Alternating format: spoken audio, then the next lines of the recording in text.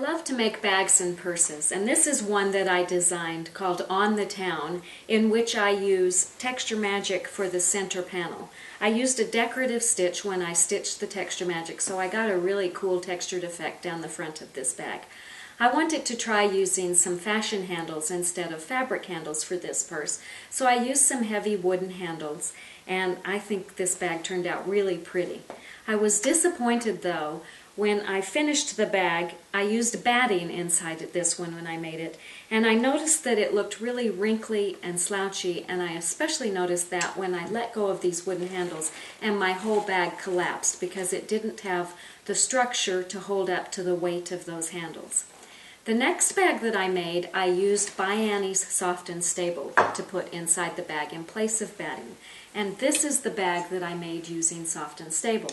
I think you can see a difference right off the bat between the two bags. The one that's made with batting has a much more wrinkly look, where the one that's made with Soft and Stable has more of a tailored, clean look.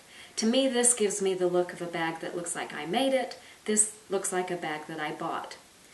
You'll especially notice the difference on the Soft and Stable when I let go of these heavy wooden handles, and this one still holds its shape, unlike the one that's made with batting that just collapses. So that's what I love about using Soft and Stable in my bags and purses. In the next segment, I'm going to show you a little bit about how this bag is constructed, because you can't really see it from on the camera, but when I assembled this bag, I did no quilting in the back of the bag. I only have my Soft and Stable caught in my seam lines. I don't have to quilt it. On this one, because I couldn't go that far apart without sewing my fabric and batting together, I had to actually quilt the fabric every inch. So not only does this one save me some time, but I think it gives me a much more nice, clean, smooth look when I'm done. Stay tuned.